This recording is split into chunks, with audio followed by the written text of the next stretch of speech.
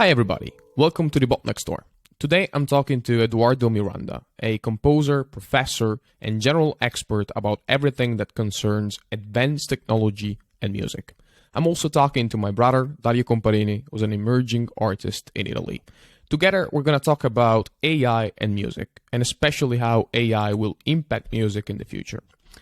Some great content came out of this conversation, so please do subscribe if you like it. And without further ado, here's Eduardo Miranda and Dario Comparini.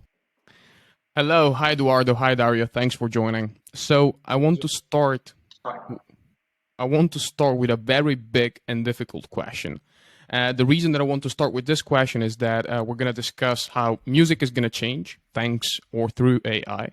And I want to make sure we are at least understanding each other's point of view to the best of our possibility.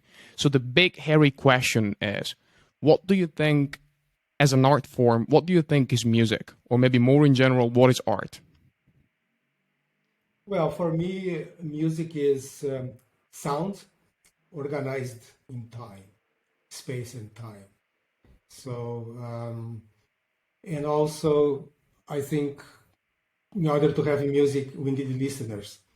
So, yeah, I would say as a composer, I organize sounds with an intention to convey a message of some sort, and listeners out there should then hear the sounds and probably appreciate as music. So that's what it is for me. So it's organized sound that has an audience, right? Or at least there's somebody listening on the other side. And hopefully this somebody should get some sort of message, feeling, something out of it. Correct, something out of it. So that there must be an appreciation. I think if you approach something as music, then that is music. You see what I mean? I mean, if I go for a walk and listen to some birds and sounds of nature, and I consider that as musical, then it's music for my ears. Right, and don't you think that then we might have the risk of confuse or not distinguishing enough these two things? Because like in the in the tradition, let's say, music and the sound of birds chirping, those are two different things, right? It depends. It depends who listen to them. If you have an intention to listen to those as music, why not? Alrighty, alrighty. So, in your interpretation, there's no, strictly speaking, a need for a creator of the music. There's no. Not necessarily. No, of course, human beings like to communicate, to interact, and create things. So that's great. But I would appreciate organized sounds somehow, whether they were intentionally organized or not. Right, intentions, Um, yeah. but I would, I consider many things musical, and it does not matter if it was composed by a person or not, as long as me as a listener appreciates that in a musical way, then I think that's enough for me to call that musical. Right. So you don't value, let's say, the intention of creating as part of the art form. It's a separate thing. Yeah, I mean, I would not say separate. It's everything is the same thing. You know what I mean. So it does not necessarily need to be, but but it's part of, in a broader sense. Understood. Dario, what do you think? Well, of course, it's a tough one. I mean, it's quite difficult to explain, and I actually agree with Eduardo's vision about music. If I can add something, I think the general explanation of music would be a language. I would call it a language, which is not only words, but of course also sounds, vibration, because it communicates stuff. Whatever it is, it communicates. So it's a way of communicating. I really appreciate the concept of intention. I strongly believe that, I mean, what is music and what is not is strictly defined by the listener.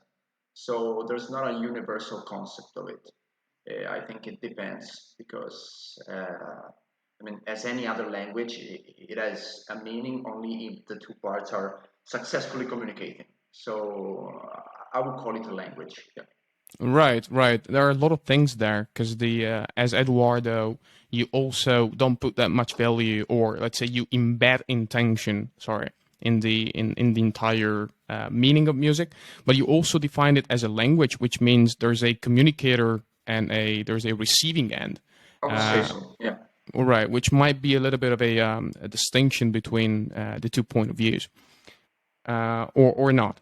Am I reading this correctly? What do you Yeah, think? I think they are not distinct. I think they are the same thing. Because as a language, for example, if I go to a place I don't understand the language, I will not get the message, but I can still appreciate that as sounds that are pleasing to hear. You see, so yes, I as a composer, I try to communicate things, but there is no guarantee that anybody will understand what I'm trying to communicate. They may get something else, which is great. So it's a communication with a miscommunication or something, but there is something underlying the musical intention, which I think it's what Dario perhaps is trying to convey, is that if you compose a piece, you may be trying to communicate something, and that is a language that communicates emotions and communicates maybe abstract ideas that we may not necessarily translate in our brains as something objective, but there may be some subjective interpretations, which will, of course, depend on cultural aspects. If it's music that you listen to a lot, then you understand the style, and then that style may convey things to you, and that becomes a language. So perhaps to become a language, there must be a group of people with shared values and a shared understanding of what those particular sounds mean. But but I don't think that music needs to be a language. It can be a language, but it does not need to be. And that's why it's also so it can be interpreted in so many ways, right? Because you don't. Correct, correct. For example, I often travel to places where I don't understand the language people are speaking. That's fine, but there is always something that you get. An intonation. You may not understand the words that are being spoken, but you understand the intonations, and you may kind of interpret some things and kind of, all right, so I maybe this person is saying this or that. So depending on the context. So that becomes a language. And that's more what music is a language that you don't really understand what the words are saying, but you interpret the feeling, you interpret what the sound, the shapes of the sounds are conveying, and so on. Right. Although the person that's communicating something, right? So not the receiving end, but the giving end. That person has the intention to communicate something, while a bird chirping, or the reason I'm stressing this point, an AI might not necessarily have that intention, Correct. which I think is a cool point. Correct. Yeah, I think this is very important when we start speaking about AI, because there will be those kinds of issues about intention. What computer is intending what? That's the thing. Right. Okay. Now that we have some sort of the of common ground and understanding of what we mean by art and by music, let's switch to the creative process. Maybe let's start with you, Dario. What's your creative process, and then we can go to you, Eduardo. How do you think the traditional creative process will change with the as AI gets into the game as well? All right then. In this cases, the $1 million question is: do you write before the lyrics or the music? Well, I'd say it depends. It depends. There's not a rule. There's not a recipe for doing that. In my experience, I usually start from the idea. What I mean is, I don't know. I want to make, for instance, a ballad. I want a low tempo ballad with a piano. So I don't start from a chord progression or lyrics, but I just kind of imagine what I would like to do. And then I just try. I don't know. I try new things. I study before writing, study other songs and stuff in order to get new ideas. And then you start with the core production, and I add the lyrics while I'm doing so. In my case, there is never all lyrics and then all music, but it's all they also go together most of the times. But that's it. This is just my experience, so it depends. It's really personal, I think. It change with an artist, but that's how I do it. That's most of the cases. I start from the idea, and then lyrics and music go together. Right. Maybe before we move to Eduardo, one question, Dario. How would you feel if the idea came from somebody else? I mean, I will not neglect it. I will appreciate if somebody came to me with an idea. I want to write about this. I think this sounds cool, and that is perfect.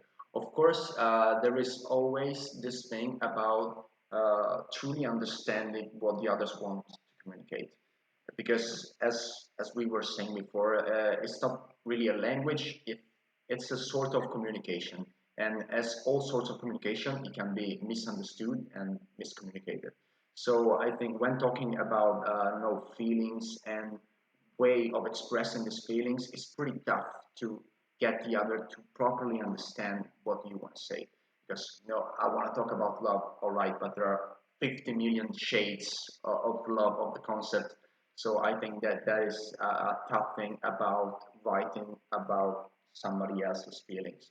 But that doesn't mean that it cannot work or And that's sometimes the job of the artist, right? So communicate something that's hard to put into words. Sometimes that can be the case. Um, okay, Eduardo, what are your thoughts? Yeah, it's very difficult to explain this. Take your time. Yeah, so I don't know why I compose. I like making noises and sounds. It's something that is part of me, um, and the way I compose vary a lot. Sometimes I sit on the piano with a paper and pencil and I start writing the notes, improvise and so on. But I think one thing that I share with Dario is the exploratory process. Um, um, the way I compose is by making and refining, revising, and I see this as almost like as sculpture, but with audio and sound. So you have a raw idea, and then little by little you you shape these ideas. And one idea leads to another, and so on. So most of the time, that's the way I compose. But sometimes there is a purpose. So if someone commissions me to write music for dance, for example, then there will be some criteria I need to fulfill for the show or whatever. Is it to be rhythmic or is it to be drones of sound? So what is the if I'm collaborating with somebody, so it emerges as a collaboration. So I've collaborated with dancers quite a lot, contemporary dance, and we explore things together and try to shape the music as the work develops. And if there is an idea underlying it, if there is a message that needs to be conveyed, then I try to make the music that meets Vibe. what's being conveyed. If I'm composing music for film, for theaters, it depends. But on a more personal level, if I'm making music just for the sake of the art of producing a piece of music that is coming from an original idea, what I have in mind is usually very abstract and difficult to explain. So, a teacher of mine ages ago told me, look, if you can describe what you want to compose, don't compose, write about it. So Nice, I beautiful. think that is that's nice. I think that is it, isn't it? It is those ideas, those feelings. Most for me they are abstract, but I try to convey this Abstract in a as sense sound, that they're hard to describe in words, hard that to you don't find the describe. words for it. Yeah. subjective, Beautiful very thought. subjective. I think that is, the way I compose is, but I would say that most of the time I work with materials. I produce lots of materials, and then I try to shape these materials in sequences that would then begin to make sense to my ears. And that's where the computer comes in very handy, because the computer generates for me loads of materials which I can work with. Right. So that's where you see AI stepping in. Yeah. In the Oh yes, that's how I use AI and computers in general. I program them to produce things that I would probably not be able to do if I was not working with them. Can you elaborate a little bit on that process? So where do you use AI? How do you recombine manually then? What does the process look like? The process is, let's say I have some algorithms that I know that they produce patterns. So these are the algorithms that interest me, algorithms that produce patterns of data. For example, cellular automata are good algorithms for me because they produce patterns of data in time. And then the art of composition here is to translate these patterns into musical forms. And then this process of translation is often very experimental. If they work, then my ear will tell me, okay, this is working, so let's carry on doing that. So once I've got these algorithms, I use them to generate loads of data for me. I listen to them, pick the things that I think are sounding good, put aside, and then I begin to elaborate them. As I said earlier, I begin to sculpt to the piece. This is a phrase, this goes on top of this is the flute, this is the violin, and blah, blah, and then I begin to assemble this together. Right. So AI for me is a partner that is helping me to produce materials, and these materials then, as a composer, I'll shape them the way I wish it to look like. All right. So the AI is doing, let's say, the volume work, and then it's up to you to cherry pick, to select what's best out of that volume work and reassemble it in the in the best fashion. Of course, there are levels of work. I have worked with almost completed automated compositions where the AI is also doing the picking, right? So there are several levels. So one level is generating materials, another level is the organization of form, and another level may be even some performance level. But I often put myself in the middle of this havoc of processes, where I am collaborating with automated processes, but also making sure that is my aesthetic judgment that is dictating what the output is going to be. Right. Do you feel that will always be the case, or in 50 years we could have, fully independent, self-standing AI music? No, there is already. I mean, no problem with that.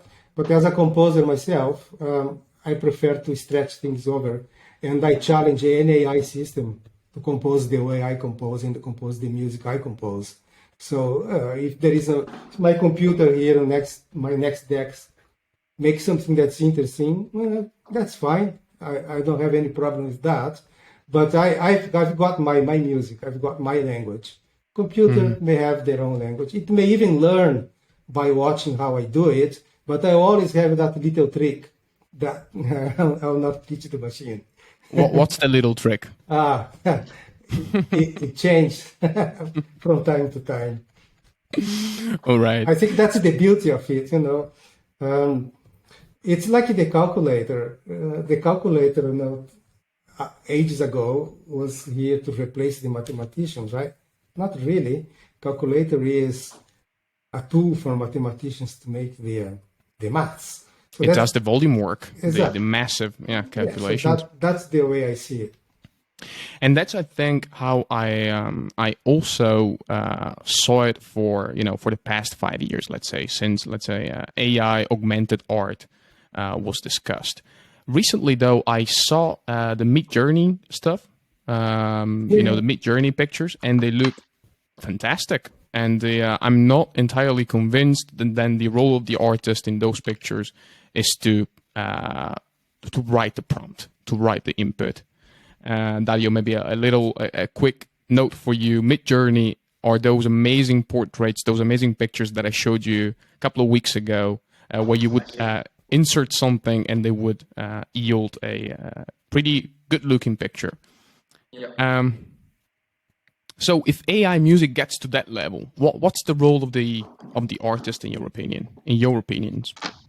I think it's the same thing. I mean, when cinema appeared, people said, "Oh, well, theater is going to disappear." It didn't. So I think there are two things, and music by AI will be living alongside music from made by people, and I think there is a very interesting synergy, cultural synergy there, and I don't see any problem with AI making music. Some people may not like it, fine. Some people may love it, fine as well. I think it's there. We cannot deny it. But I'm against the idea that people are not needed anymore. This is rubbish, because AI can do all these beautiful things, whatever that that the listener may appreciate. Remember, I said before about the taking a walk in the forest. You hear the birds. You may appreciate that as music. You may appreciate what computers make as music as well. No problem with that. But I think coming back to what Dario said, if there is anything to be expressed from humans to another humans, I think there must be that kind of music that embodies that. And I think this will always exist. It's not going to be replaced. But then let me push back, quote a little bit here. If that's the role of the artist, then intentions are important, right? There is a lot of sure. Going back to the original definition. Probably then, just to the more AI intelligence we have, the more intentions we will have from humans to try to. The more intentions will be valued. What is it actually that you want to do here? Exactly. I think. Yeah. I think that is. I think that may be. Maybe is that thing. The more you push to one side, the more the other side the more you strengthen the other side. So perhaps the more creative computers become, the more creative humans will become as well. So because you are not going to let a machine to replace you. So you want to be even more creative, and then there may be other kinds of music, other kinds of ways to play music. Which machines may catch you later on, but you always will be on that avant-garde, I think, and I think that's the beauty of technology. Yeah, and it becomes a tool like photography for at the beginning with painters. And then you can paint over the photography. Right. Not a big deal. Talking about intentions and talking about possibly the synergies between intention and technology, let's talk about live performance. Dario, what's the secret for a great live performance today? Oh, that is a tough one too. I mean, there is no secret, of course. At least there is not one, maybe. Like in my experience, I'm a pop artist, so I consider. I think in pop live shows, it is also really important to be an entertainer and not just a musician. So to I don't know establish bonding with the audience, which is not only created by music but also by words. So communicating. Saying what song means. So the first thing I would say is not be only a musician but also an entertainer. In my experience, that's what it really helped me to keep the live shows exciting and fun. And I don't know. Talking about secrets, I wouldn't say there are secrets, but I think that the best thing I can say in order to get better at live shows is doing as many as possible. So and also I don't know. These last years I had the chance to perform like the big stages, and I was really happy. But what I understood is that the thing that helped me to manage the stages was the experience I accumulated when playing in front of 10 people. I think that when you have a crowd in front of you which doesn't care at all about what you're doing, that's where you truly learn to acquire their interest, to bond with them even though they don't care. So once you're in the right place in a big stage, you already have that kind of experience and everything gets easier. So yeah, I would say do as many as possible. It doesn't matter where, it doesn't matter how many people are in front of you. And So that you learn the craft of doing that one-to-many communication between the artist and the audience. That's part of the live show, right? And that might be one of the reasons why it's such a different experience to go to a club and just listen to pre-recorded music and actually listen to live music performed by somebody.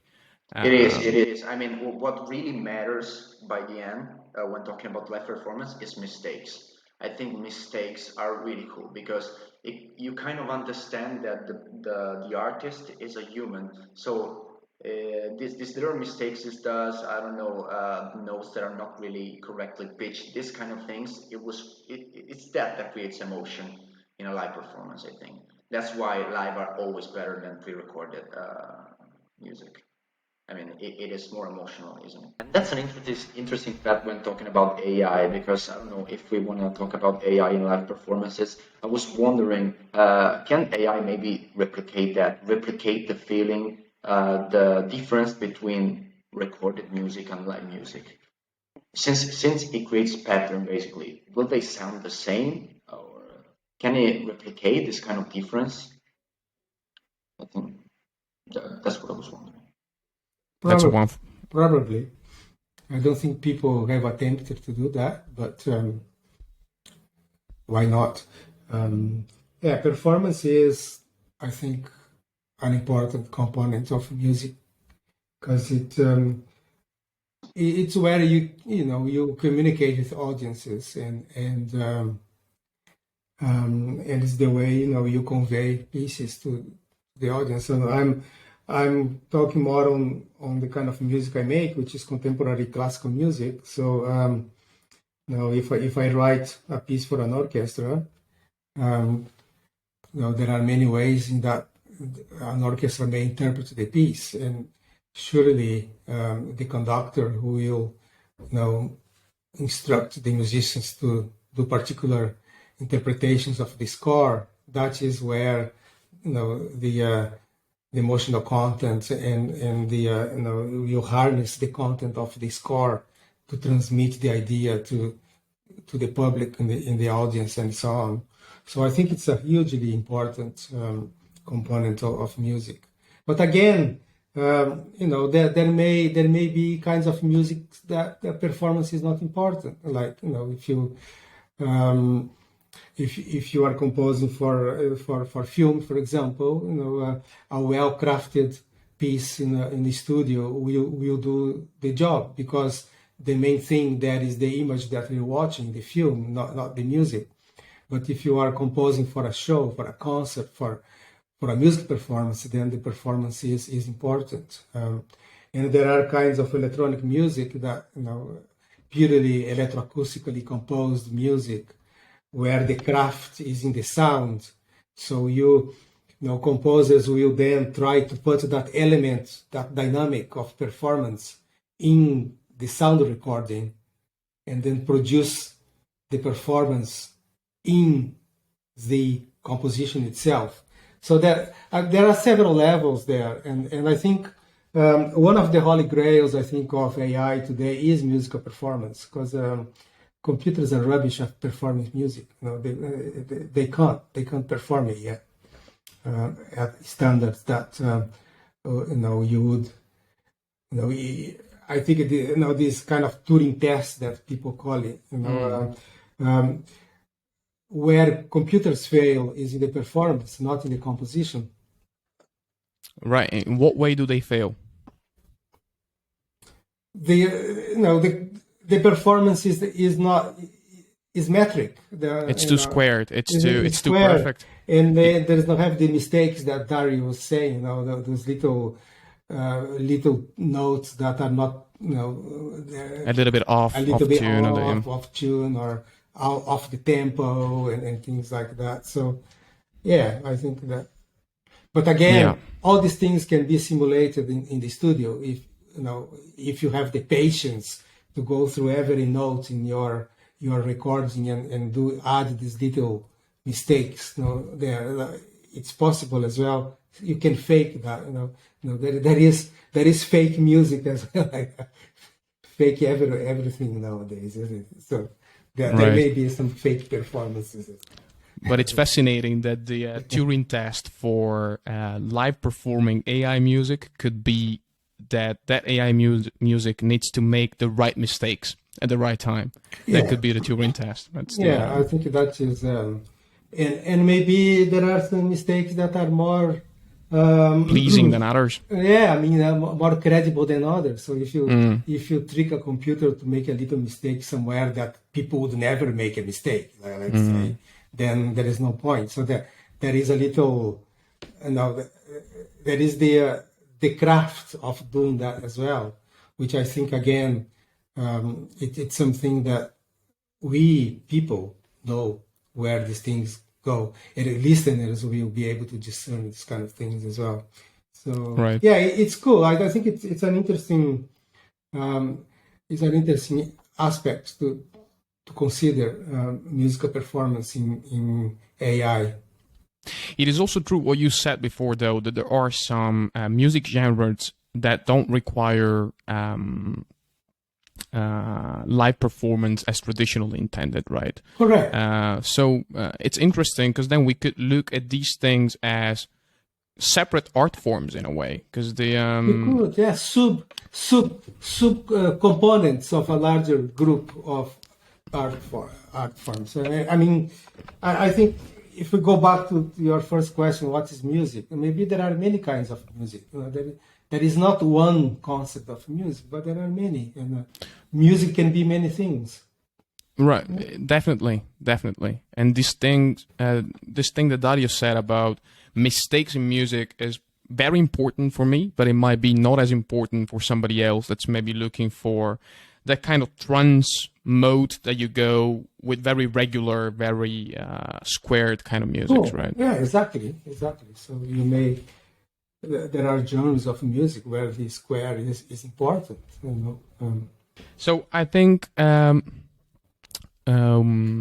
do you see, Eduardo, AI helping artists in live performance? Not as a replacement technology, something that needs to beat the Turing test to be able to replace artists, but something as a additional tool, additional weapon in the toolkit that artists can use for live performances. Yeah, I think there are many ways in which AI will and is already helping. My personal interest is interactive systems, so that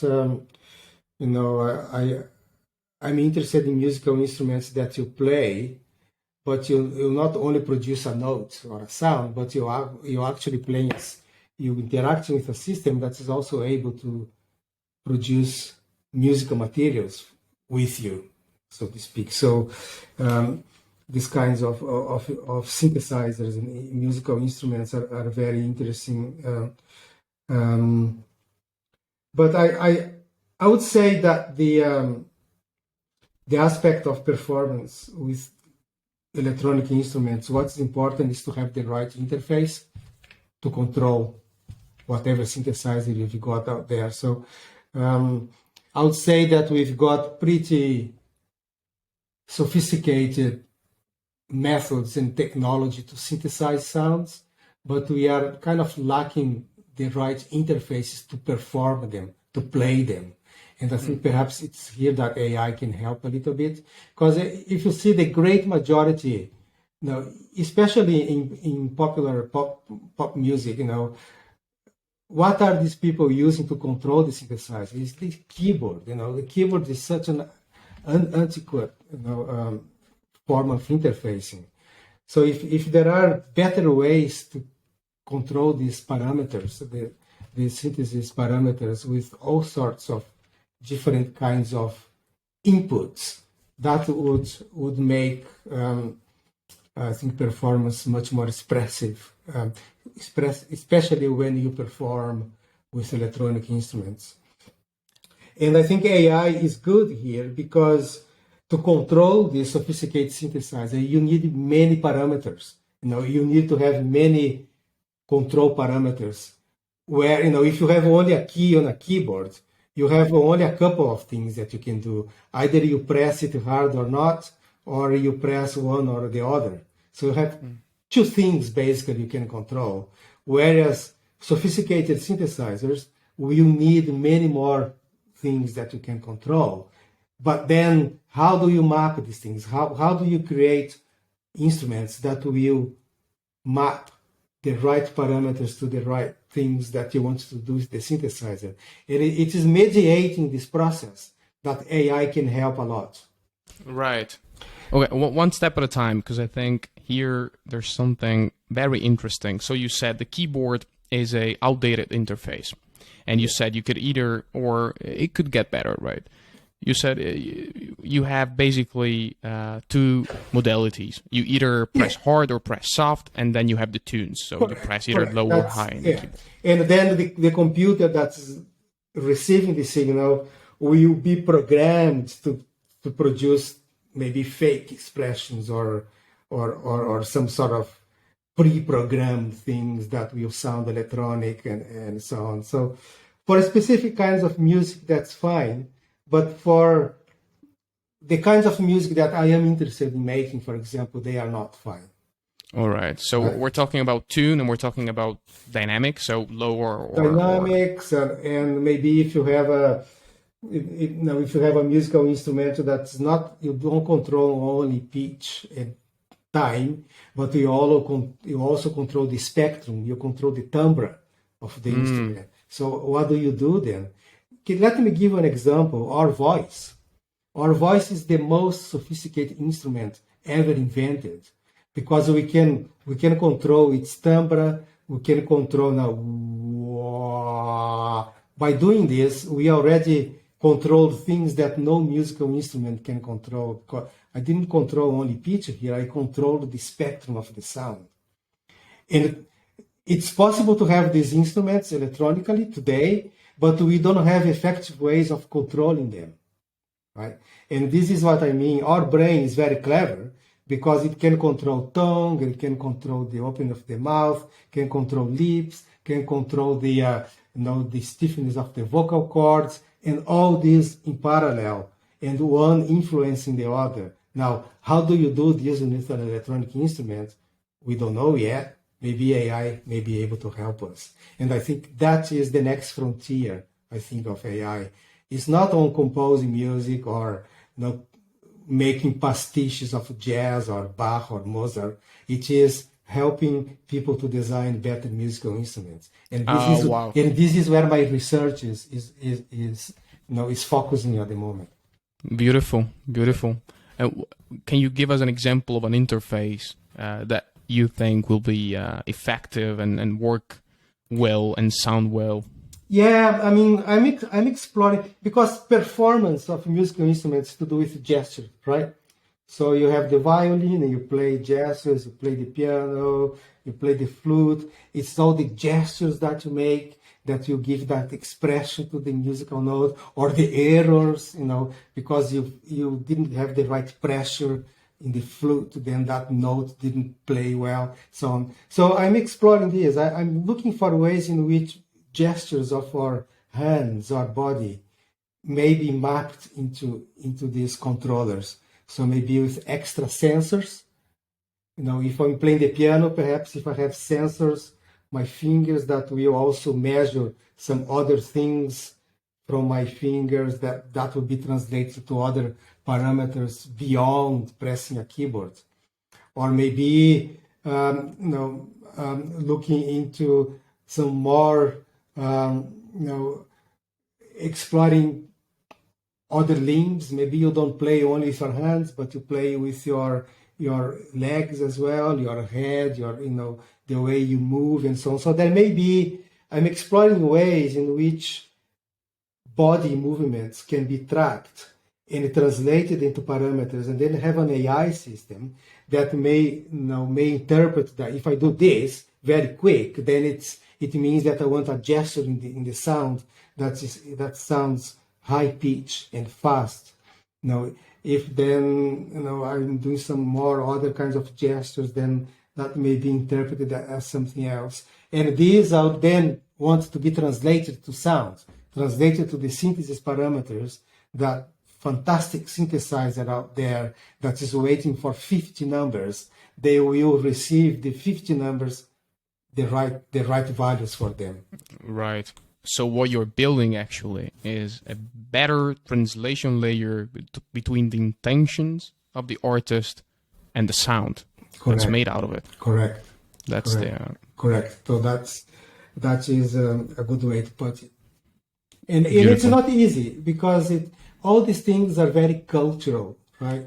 So a guitar has many years of culture behind it.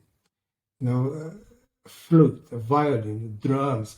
There are many years. So there are gestures that even when you look at someone making that gesture, because you know the instrument, you know already what to expect.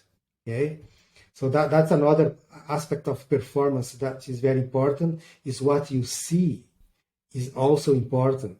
You see the performer making specific things that are translated through the instrument into a sound.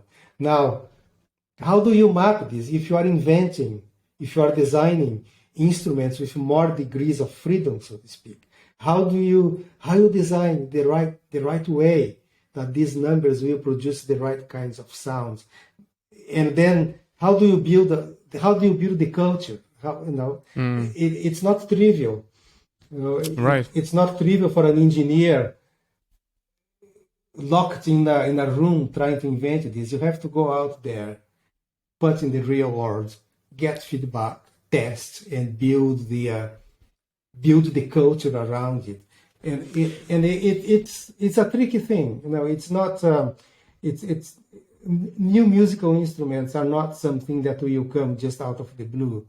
There will be some sort of lots of people doing what I'm doing, and there will be some sort of natural selection right down the line, where those ones that fit better specific musical purposes or in the intentions of the time, then those ones will survive.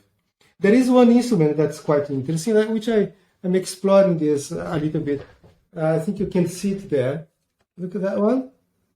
That's the theremin, right? The theremin is an instrument that you play with your hands.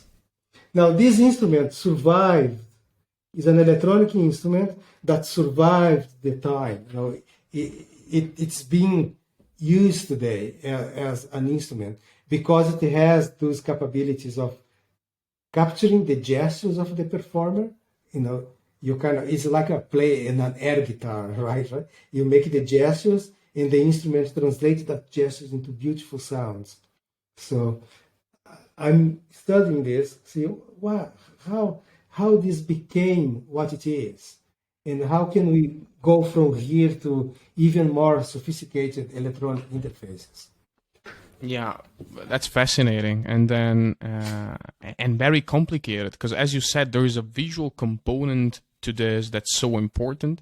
For example, I went to a concert a couple of weeks ago, and talking about the set of expectations that you have going into a live performance. Usually, you expect the guitar player to be quiet, to be an extrovert, right? To be running around the stage and the entertaining people.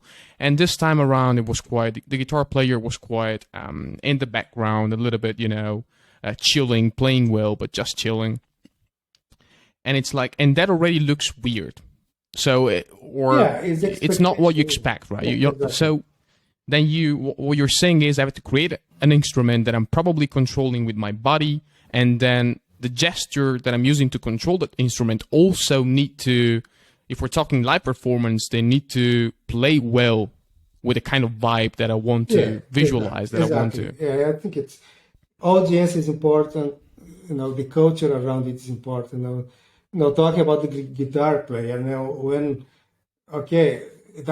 Let's consider the other way around. A few years ago, you went to a concert, expect the guitar player to be playing, but you didn't expect the guitar player to get the guitar and bash it on and break it on the stage. So that created a surprise, something that surprised the audience and so on.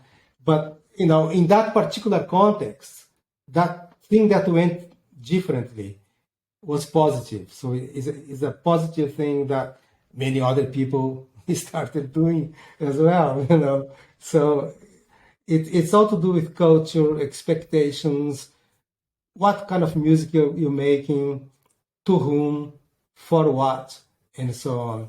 And I think, again, it's that everything boils down to your first question, isn't it? What is music? What's it for? And that there are different kinds of contexts and different kinds of music, I think. And I think these all needs to be considered by AI scientists who are working with music these days. Right. Okay. We're almost we're approaching the end. So one last question. The which you kind of already answered, Eduardo, but maybe you have you have some unexplored lane to show us there. Maybe starting with Dario. Dario, if you could have any instrument, an instrument that doesn't exist yet, what would that be, and what would it sound like? Oh, all right. Again, another easy question. Well, I would say this. I don't know. I have no idea what I'm talking about, but I would like an instrument to kind of work with words. I'll explain myself. And that is also a question I wanted to ask Eduardo. I mean, when writing, especially me, which again I'm a pop artist, so lyrics are really fundamental in my songs. Um, I mean, I would like an instrument that clearly words have a sound. When we talk, we're using notes. We are using notes, tap, tap, tap, tap, notes and rhythm. So I would like an instrument to properly express notes and rhythm of every word. So a kind of instrument which work with words. And there is a question I wanted to ask Eduardo. I mean, so far we talk only about music and notes. I mean, I can imagine AI writing lyrics. I think it's quite easy to imagine. But I mean, not only from a musical point of view, which I think it's understandable, but I mean, what about the meaning? Pop artists write about their relationships. So will AI make up fake relationships and write about it? Is that a thing? But so this is another point. But back to the instrument thing, I would like something that work with the musicality of words, rhythm and notes we using words. So a kind of keyboards that you press the button and it says the word laptop, laptop, laptop, laptop. Right. Cool. Cool. Kind of this. Yeah, my ideal instrument is an instrument that does not make any sound, but it would kind of bypass the ear, go straight to the bits of your brain that reacts to music, and then you actually, you compose stuff that you don't hear, but you get Feel. Yeah, you get there. You may even hear it, but not through the ears, right? So I think it's a kind of I don't know, very futuristic way in which, if you could stimulate the areas of the brain that actually interpret music directly, so maybe you can, imagine you bypass this filter that you've got here, which is our ear, and go straight into the emotional contents that are modulated by music. Then I think it would be really cool to make some art, tapping into, take the filters out, go straight into the area that matters. But yeah, So that's So my sort of that's my dream instrument. your instrument is a music pill that you take, and then the right neurons lighten up in your brain. Yeah, And then it yeah. would be interesting to see if, okay, we have this music pill, and you and I, we take it, and exactly or more or less the same neural paths light up. Do we hear, or do we think we hear the same? Probably not, right? I don't know. Probably not. We don't do the same anyway. I mean, our brains are all different. Nobody can guarantee that what I feel when I hear a song is the same how you feel when you hear a song. So, but that would be the same. But what I would like to is to have something that I could play, could make music, and and it goes straight in there without ears. It's like an illusion, right? But it's And also, it's the only real thing, because at the end of the it's day, that's all we really have. there's a lot of philosophical implications there, isn't it? So if you bypass your senses, is it then music, or is it not? Or is music a fabrication of our brain in a way? Because you have these impulses going in your ear, then your brain kind of fabricates stuff there in response to it. So maybe the instrument of the future will challenge this Will be concept. soundless. Yeah. Yeah, that is a philosophical question, right? Because